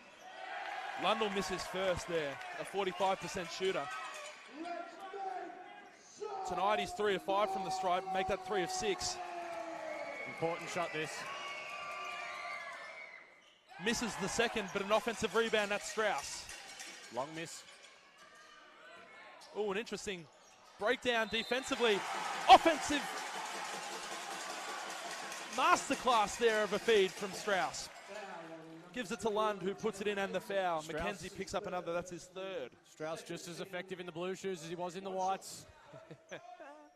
Jay, late contest there. Bit of a breakdown as well defensively over the top there. The two guards got stuck on Strauss. Lund will go to the line, and he'll make that one, makes no mistake. 4-7 on the night for him. 5-point game. 5-point game, 8.5 to go here, final quarter action. Great Here's deep Dean seal. inside. Ooh, almost threw it away, but got it out to Angus. They'll set a pick and roll at the top. He wants to go inside. They've got a bit of a mismatch here with McKenzie. 4 on the clock. Here's Dean, working through the middle on a travel. Jackson Dean. Beach tried to force that mismatch with McKenzie, but Strauss able to hold strong there and not let Jay get a good seal inside. Did a great job on that mismatch there. Kept them available and ready to go away from the ball there. They'll work the ball now, Frankston. Cleary looks inside, finds his man Pierce, and a nice little tip ball there. That was Angus breaking that one up. They were looking for Strauss in that short corner on the left side. 7 on the shot clock. They've been so effective from these baseline inbounds at the offensive end, have Frankston. They'll go Cleary. Ball fake, step back, triple. You betcha! Lovely footwork from Cleary there to get behind the three-point line. And then balance up for the easy three. And it's a 2-point game now. And a tied ball. Well done. That was Darcy Strauss able to get in there and affect it. It'll be a Frankston ball. We've spoken a couple of times tonight about it being a game of runs. You have to think this is the run. You've got to weather the storm if you're Camberwell here. They'll get the sweepers out there. We thank the volunteers for making the beautiful game beautiful. The Blues here have 3 reserves in the lineup at the moment, and they seem to just be flowing with it. They're on a 6-0 run. And they get a nice little backdoor entry here. That's Strauss. He'll go inside. It'll be Pierce working on Dean. Long three-pointer, that's Wells. Gets it to go and a lead!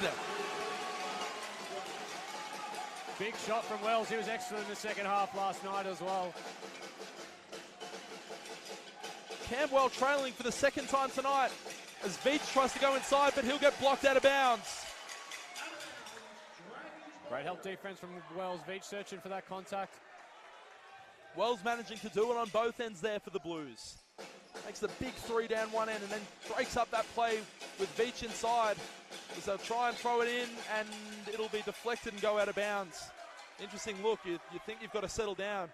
Coach Ross Wignall, just named Coach of the Year last night. He's just barking orders out in there at the moment. They'll feed through Dean in the low post. Now McKenzie with 9 on the clock. McKenzie one-on-one to the rim. Inside, right hand, can't go. He'll get the tip out though. And they'll work through Veach, who lost the handle. Ooh, dear me. He's got a great first step. Veach able to draw that blocking foul. Henry slows the Blues run here. Henry Pierce will get his 4th. They do have big stocks in reserve on the bench through Big Maddox Parsons. We haven't seen him tonight. See what they can do here. He's got 4 now, Pierce. And now McKenzie will work on him. Left elbow jump shot is good. And the lead will go back to Camberwell, 62-61. Just ticked over 7 minutes to go, final quarter. Big shot from McKenzie. Gets himself up to 9. Rip and go baseline is Cleary. Won't get the lefty to go. And they'll run it back the other way now. Inside through Veach and Dean. And deflected. no foul called. And Miss Crowe there for the transition 3. Here's Dean right corner working on Lund. They'll go McKenzie. 10 on the shot. Veach, left corner 3. Won't go. And tipped out of bounds. Ooh! And they'll say that's a Frankston ball. Off Jay McKenzie. It's okay, Jay might have been in his back there a little bit, so we'll keep him out of that 4th foul. Don't mind that one. And here they go now, it's Strauss. And McKenzie will get stung with his 4th. They did have to manage this as well last night. It was around this point of the game that McKenzie got his 5th and had to come out of the game. So you have to wonder as well, that ankle playing on the mind. They'll get the sweepers out to just clean up that little mess that McKenzie's made on the floor.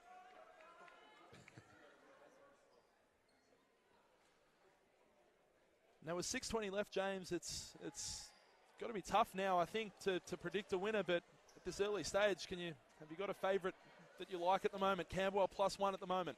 Well, I mean, the momentum's with Frankston, and as you said off the mic, that was your tip at half time. So I'm going to have to go against you, though. I'm going to go with Camberwell, the home side, to get up. Maybe in an overtime game. Throw me under the bus there. Hello to Ross Wignall if you're watching this tomorrow. As they go inside now, it's Lund, who goes straight through McKenzie's chest, and it's an offensive foul. Great work from McKenzie not to give up that 5th foul. Lund's in disbelief. He thinks that it's a bit of a flop, and Strauss seemed to have a bit to say about it in the background as well. As Ben Perry, their all-star 5-man, will come back in, and he'll check in for Tim Wells, who's had a stunning little 2-minute hot stretch there. He's played his role. We might see him again a little bit later on. Great minutes from Wells. Perry, fresh legs back in. He's had a great opportunity to have a bit of a rest through that start of this 4th quarter. They'll go McKenzie through the right seam area, right wing. Now Crowe. Jackson Dean, the league MVP. 5 on the shot clock as they go through Crowe, and they'll throw it away. That's careless from Camberwell. They're really physical off the ball now, the Blues, playing really good. Campbell set a lot of away screens. They needed to slow it down, make sure they're setting bodies. We shouldn't be surprised at that physicality coming from Frankston. They've played that way all game, and it's really worked well for them in patches. They've kept this game tight the whole time through. Just that little 8-point getaway that Camberwell got at that 3-quarter time break that had us thinking, well, maybe what's going on here, but... Mismatch for Lund inside. Lund inside, over the top of each, gets the O-board, and can't get the putback. Oh, and it's a baseline ball, and they'll sting that one on Jackson Dean. That's his 4th now as well. So you've got the MVP and Jay McKenzie both sharing 4 fouls. The late stages here in this championship game, a one-point game. Still Camberwell in front, and Camberwell now, every foul will be in the bonus. It'll be tough for Camberwell to defend the rim with their 2 biggest players in foul trouble here. One more, they're out the game. Perry working inside. Tried to get the left-hand finish, couldn't. Dean with the rebound, and they'll take it back the other way for Camberwell. Big mismatch inside was Dean. They'll look weak side. Here's Crowe. Now Dean will work on Lund. They managed to get that switch to get Perry out of there. A 3-point contested. Oh, bang! Huge. Ben Crowe says yes, and a timeout. 4-point lead for Camberwell. 4:57 left in this one. That's Ben Crowe's 3rd three. He's up to 13. Big shot for Camberwell, who needed something offensively. And the building has just started rocking with that 3. The crowd were on their feet down to that right end with the Camberwell fans. The pots and pans still going hard down in that left end for the Frankston Blues. You see how much it means to both sets of fans, both sets of players. It's a lot to play for here. Game 3, championship game in this grand final series, best of 3. It's a 4-point game, as we mentioned, 5 minutes to go. Camberwell trying to finish out a perfect season, 22-0. The Blues easily a great contender as well. And you said their Youth League women also won the title there. Yeah, that's right. They've got a very good chance to go a Youth League 1 sweep. Their Youth League 1 women champions last night. I believe the NBL 1 program's going reasonably well. So having 2 teams in youth state championship competition would be a good result for the club. We spoke last night. I spoke with my co-commentator last night, Josh West, about the influence of having an NBL1 franchise, that your youth can feed into. And a really big part of getting that development into your players, playing against bigger bodies. You have to think this is the kind of situation where it comes into its own. You're playing the last 5 minutes in a 4-point game where you're down and you've got to come back into it. And it's win or go home. Frankston with the ball now. They'll play through Perry. Perry, one of those guys that I talk about that's an NBL1 prospect. And a triple is clear. He cuts it back to one.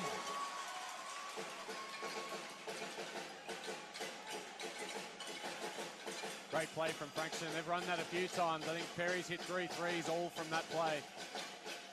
You have to wonder where the adjustment's going to come from if you're Camberwell right now. Here's Crow, a triple again. Shorts it. Great draw up from Ross at the timeout to get the hot shooter an open look.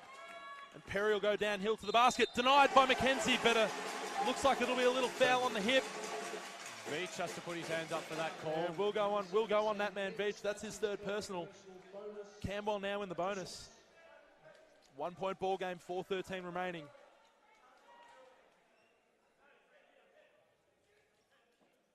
Perry will go to the line.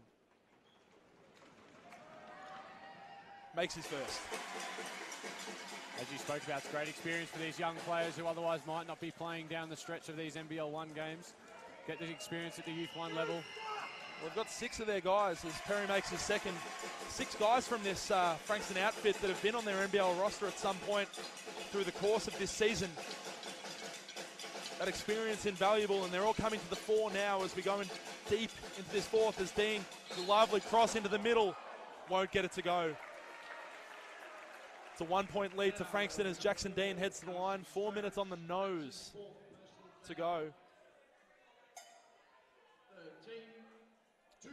Jackson Dean to the line now, 75% shooter.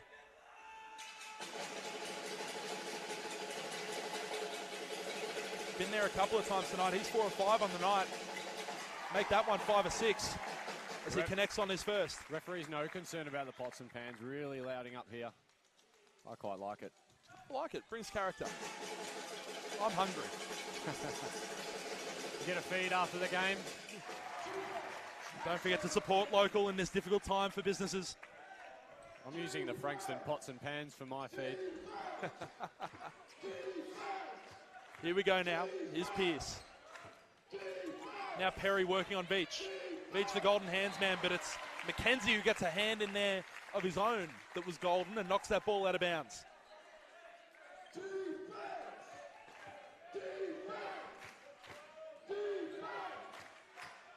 The crowd pleading for more from their home team. The defense chants ringing through this ball in high school arena. Perry long 2. Passes up the open 3 for the contested 2. Lund to Grado board. Here's Cleary, the hot hand at the moment. Looking inside, working. Here's Strauss. Great relocation from... Oh, he's flipped it up and in. Gracious me, what a finish. Darcy Strauss. Big minutes from Strauss. Bit of extra Wrestles the lead. Wrestles the lead back from Camberwell. A big bump off the ball from Perry. But it'll be Dean that receives, and they'll go inside McKenzie. Rips through inside. Left hand won't go. Great contest, Denver Lund. He's been big for them tonight, both ends of the floor. Watch Cleary coming off this. Bit of a jersey hold there on McKenzie. He's got to be careful with 4 as they go in. And Dean just, you can tell that he doesn't want to contest that one off balance. With his 4 fouls in the back of his mind, and a 3-point lead now enjoyed by Frankston. Angus working now. Ooh, they both went down, and he almost threw that one away. 9 on the shot clock. Angus had a look at a long 3. Didn't like it. Backdoor cut Beach. Inside again, Dean. Left hand over the front. Can't get it. Great patience from Camberwell, just unable to finish. It's a very good look at the front of the rim for Dean. Inside the last 2.5 now. It's a 3-point lead enjoyed by Frankston. They've not seen a lot of the lead all night. But it's this winning time that you really need to be up and in. They go inside again, Lund. Jump hook, right side, you bet. 5-point lead now. And a timeout for Ross Wignall and Camberwell. The pots and pans are up. The Blues are up. And they're out on the floor. 2 minutes and 7 seconds remaining in this one. Do we feel like the 4 fouls to Dean and Mackenzie's playing in their mind a little bit? They're getting some easy looks at the front of the rim. We have to wonder what change they can actually make. They're a pretty small but athletic lineup. They've got a couple of bigger guys, but it's going to be tough. They're running up and down the court with the clappers. They're giving each other love bites down there.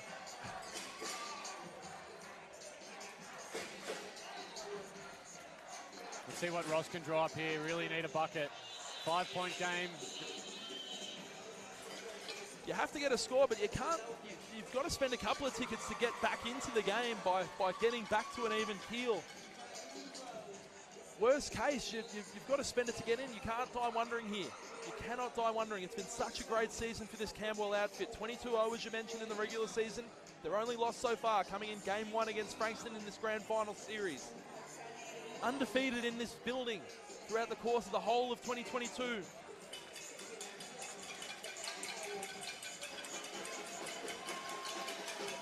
Look for Camberwell to draw up an easy 2 here. Bring it back to a 1-possession game with still 2 minutes left. Plenty of time. It's actually an interesting one. I looked down at my recent meetings against these two teams, and it's been the first team to 82 that's won every time. That's a weird stat. First team to 82. First to 82 wins. I don't think we'll get a team to 82 today. Who wins? Well, that's a great question. Let's find out together. Dragons ball on that baseline. They'll go through the MVP, Dean. Now Mackenzie. An interesting feed inside. Cleary that got a piece of that. Waves his hand. Bit of a jarred finger action on that, but he'll be okay. He'll carry on. Now's not the time to worry about a little delicate finger. Here's Beach and Mackenzie working at the top. Dean downhill. Inside and a travel. It's a turnover. Another clutch defensive end for this Frankston outfit. They've kept teams to 70 points all season. Camberwell currently sit on 67, well below that average. Let's see what the Blues have got in the locker. Do Camberwell have an answer on the defensive end? They go inside. Here's Lund. He's been massive tonight. He'd be a hot tip for finals MVP. They go jump hook. A little bit over the back there, but Dean will tie it up and they'll win the ball back here, Camberwell. Great hustle from Dean. Gee, Lund looks really dangerous inside. Lund's been excellent so far. He was a Vic Metro representative this year as well, and you can see why with plays like he's had tonight. Been massive for them. They'll work through Angus. Tufts contested, step back triple. So they'll say he had a foot on the line, it's a 2. Cuts the lead to 3, minute 18 remaining. A foot on the line. It's a big shot by Tim Angus. 1-possession game. 1 minute left. They'll have to kill a bit of clock. They want to get a full possession out here. They'll look inside again through Lund. Working on Mackenzie, spinning back to his right. Jump hook. You got it! Back to 5 now. They're just going to Lund every time now. That right hook can't be stopped. 1 minute left and you have to go fast if you're Camberwell. You have to play fast. Step back 3 this time. Angus, no good. Rebound, Pierce. They've got to get up. Frankston leading by 5 here. Perry looks calm with the ball in his hand with the pressure. Inside 40 seconds here. 14 on the shot clock for Frankston. Here they go, ball screen at the top. Here's Perry. Perry downhill, bit of a push off. It's Cleary. Rims out on the back iron and they'll go the other way now. They move the ball up, but it's a foul that'll be called. And a foul will go on Ben Perry. So great rebound and outlet by Jay to get the break started. 22 seconds left. You have to be in it to win it. Looks like that should be a bonus too, I thought, but that's only their 4th personal. 4th team foul, I beg your pardon. Need a quick one here. You have to get a quick one. 22 seconds on the game clock. They inbound through Angus. They'll look Veach. Veach, a 3 contested. Can't go. Rebound Pierce, and this will just about do it. 10 seconds left and no one's gone to foul it. Here's Perry, ball bounces. Oh, and a late foul call. This one's all over. Strauss pleading for more down that left sideline. The pots and pans going nuts. Pierce waving goodbye to the home crowd.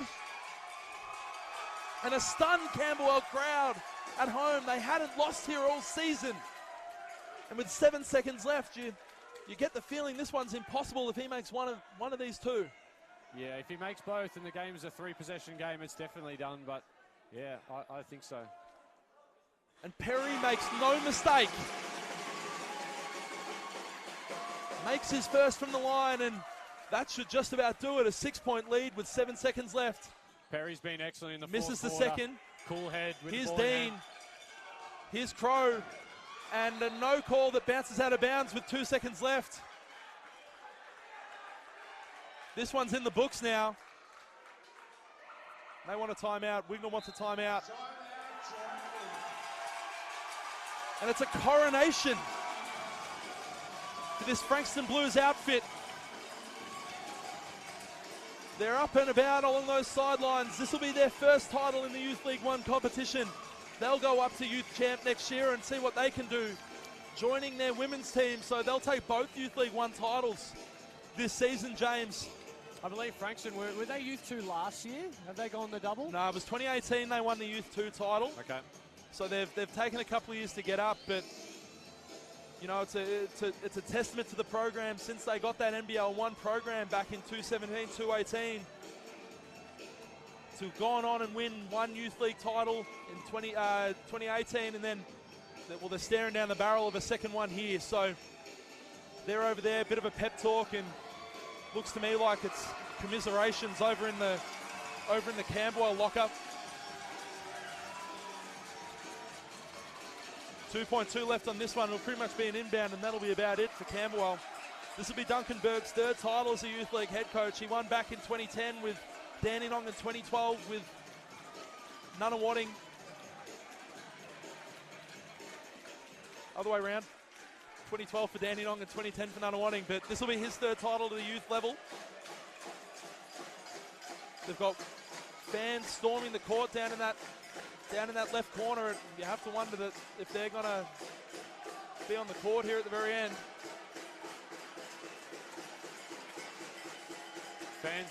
Frankston fans a bit feral down in the corner there. I don't know what's going on down there. It looks like they're trying to get a couple of guys thrown out, but I think, hard to tell, but either way, there'll be an inbound, and that should just about do it. Whoa, whoa. Something going on down there.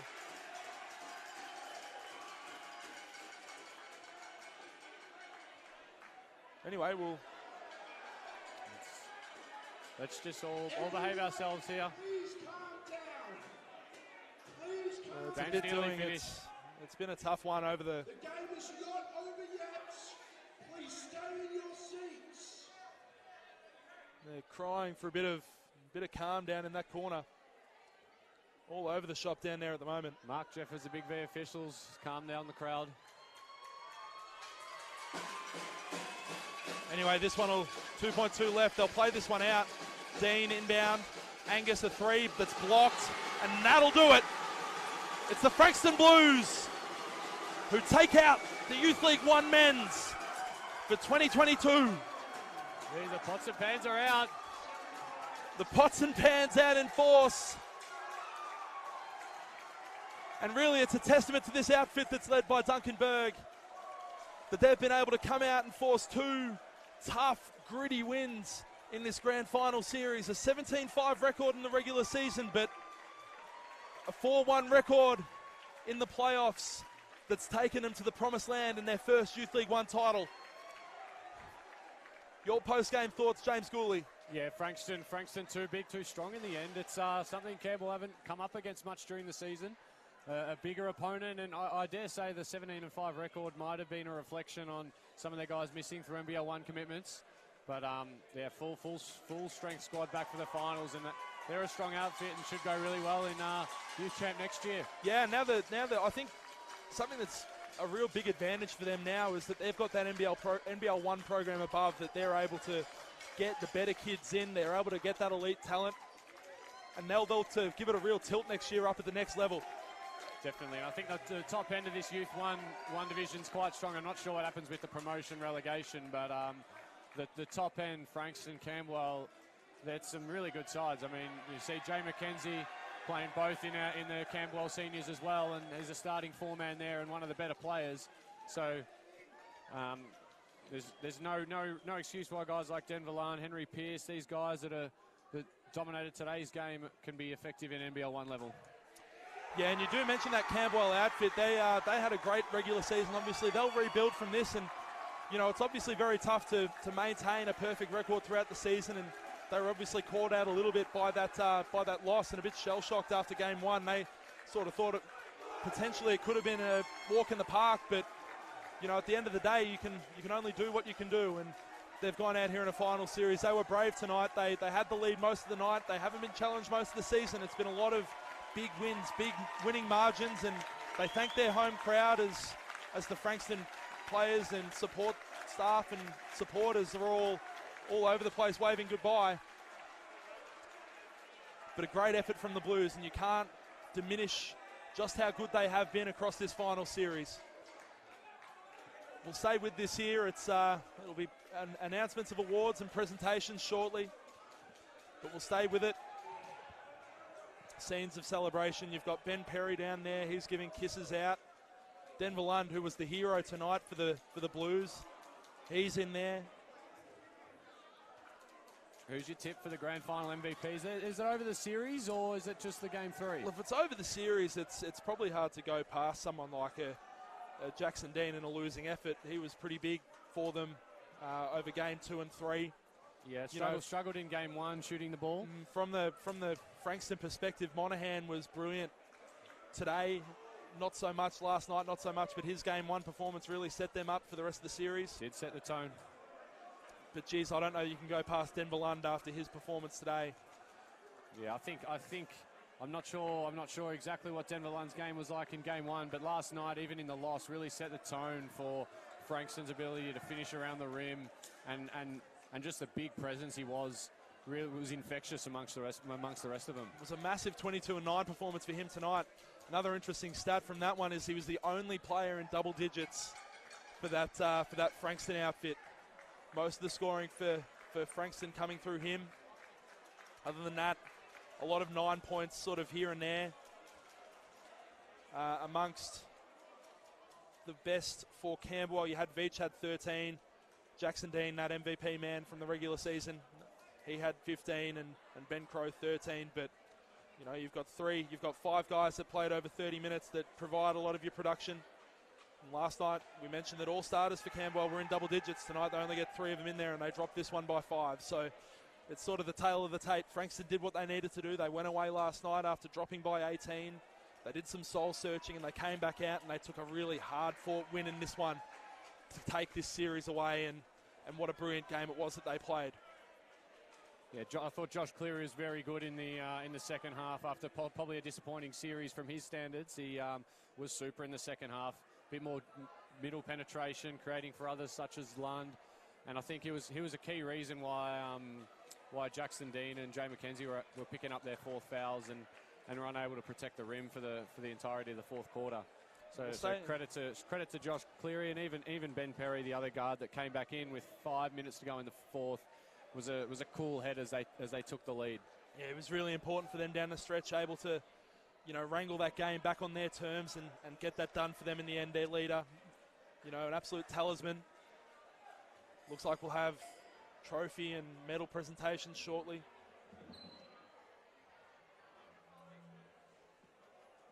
We'll take you over to the court announcer, Ben Wardlaw. Thank you, everyone. Basketball Victoria and Big V Basketball would like to congratulate both teams for a tremendous season that has led to making this grand final series.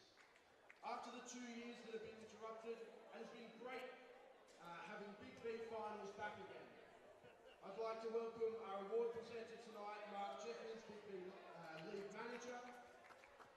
But first of all, some thank yous. I would like to take this time to thank Spalding, who provide all the game balls for every team across the 12 divisions. Obviously, an enormous contribution to our league. We cannot thank them enough. I'd like to thank our game officials, statisticians and score table. Without them, we don't have games. And I'd like to thank the crowd from both Frankston and Camberwell coming out and supporting both teams. Thank you. First of all, I'd like to present the Grand Final referees' medals.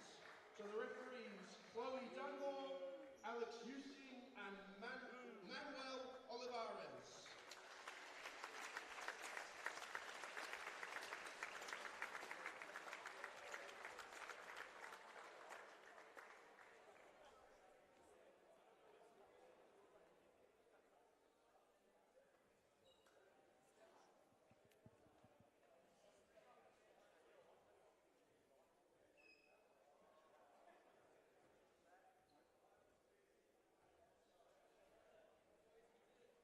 I would now like to ask Camberwell Dragons coach Ross Wignall up to say a few words.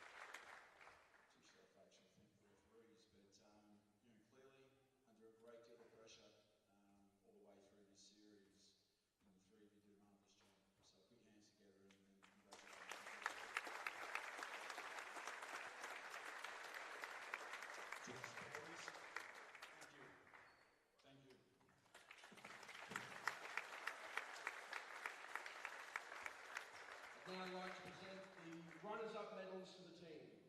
So starting with number 6, Mitch Bacon.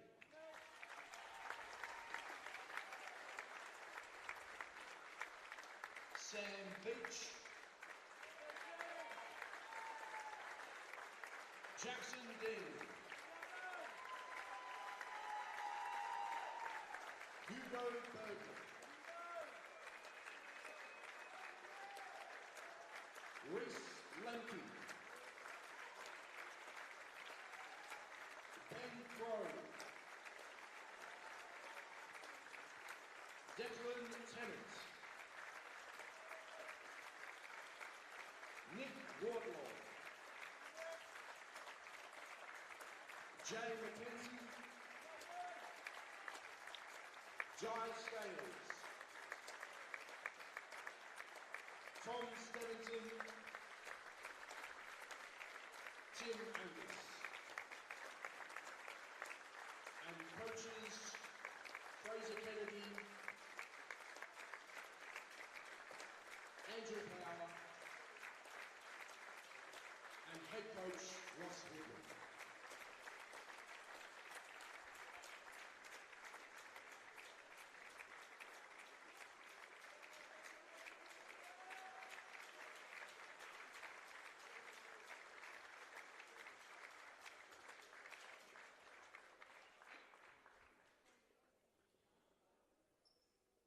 I'd also like to present the men's runners-up banner to the Camberwell Dragons.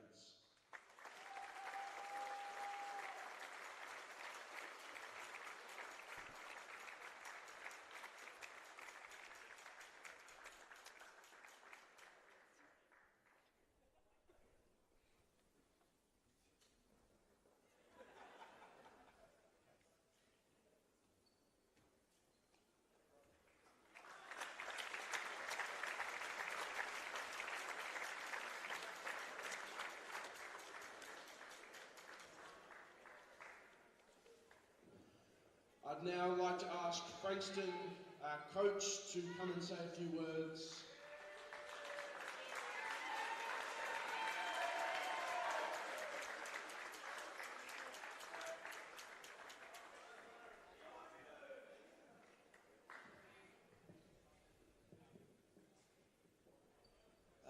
First of all, as Ross said, referees, tough gig to be a referee these days. We've got lots of them coming out of the sport, so it's great to have them out here and do a great job this weekend for the whole series, so please thank them again.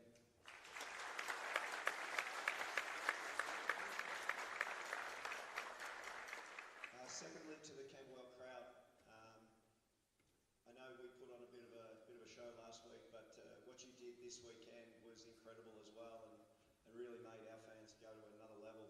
So for the support that you've given to your team in here for this weekend, huge congratulations to you, and you had a great team and a lot to cheer for this year.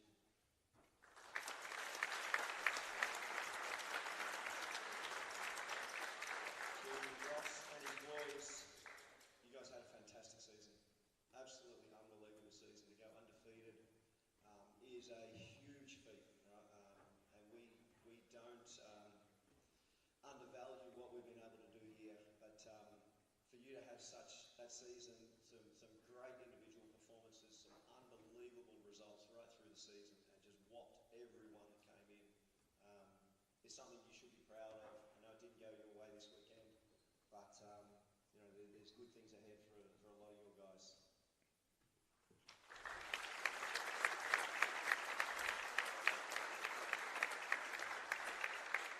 To our supporters, obviously we had a few more last week, and we were able to get some really noisy ones in here this weekend, so I'm really, really thankful for the headache that I've got from all the banging down in our corner, and the support that they brought around.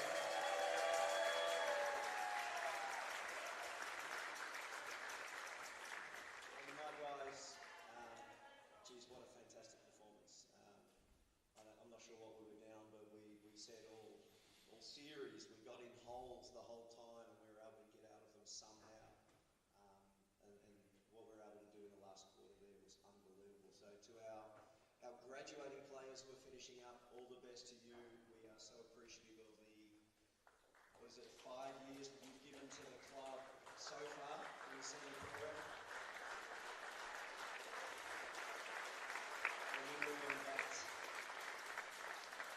Remembering our youth league program only came back in 2018, and then obviously been impacted heavily by COVID. So, really appreciative of the leadership that you've had and the legacy that you'll pass on. And to the rest of the boys, the guys that have come in for the first year, all those sorts of things.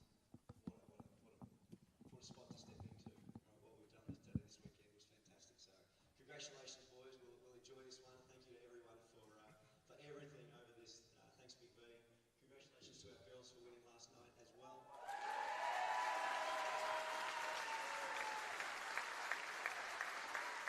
And hopefully we can finish with some YL1M as well. All right, thanks everyone.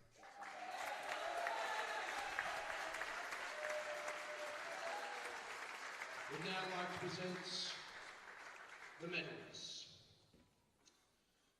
Josh Cleary. Ben Perry. Darcy Strauss. Jesse Lands.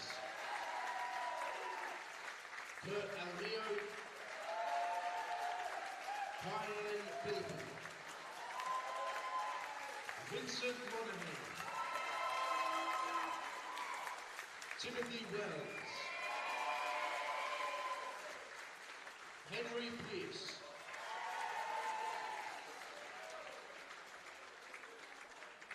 Denver Lund. Blake Jackson.